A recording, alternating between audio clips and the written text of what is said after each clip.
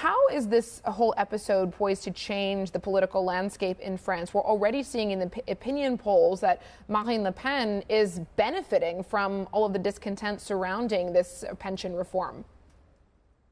Yeah, I think it's going to be complicated and probably expect some polarization in the political spectrum. I mean, his re-election about a year ago was already difficult. And there were some questions whether Marine Le Pen would be the president and not Macron. I think, of course, going forward, he's using a lot of his political capital in this reform. I think it's very brave if you think about it. He didn't need to do this. He could have just sort of sailed through the last years of his mandate, but he has decided that this is necessary.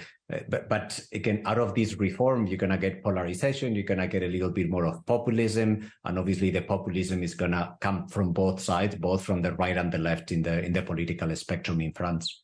Why did Macron decide it was necessary, and what would make it a success in terms of what he was trying to achieve and pushing it forward?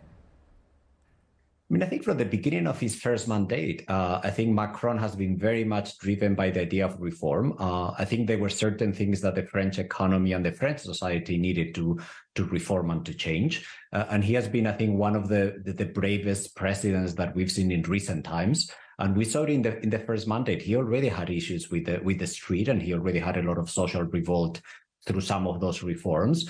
He did reforms that were sort of small, but he kept going. I mean, he's been someone who's never stopped doing these reforms. And right now, when you hear him and the prime minister, she would say, the prime minister, we're going to keep going. We're going to keep reforming the country because there are certain things that are needed. So I see an agenda that he's been showing from day one. Again, whether he's just motivated because he truly believes in this or there's something else that we don't understand, but clearly he's being consistent. I don't see a surprise here.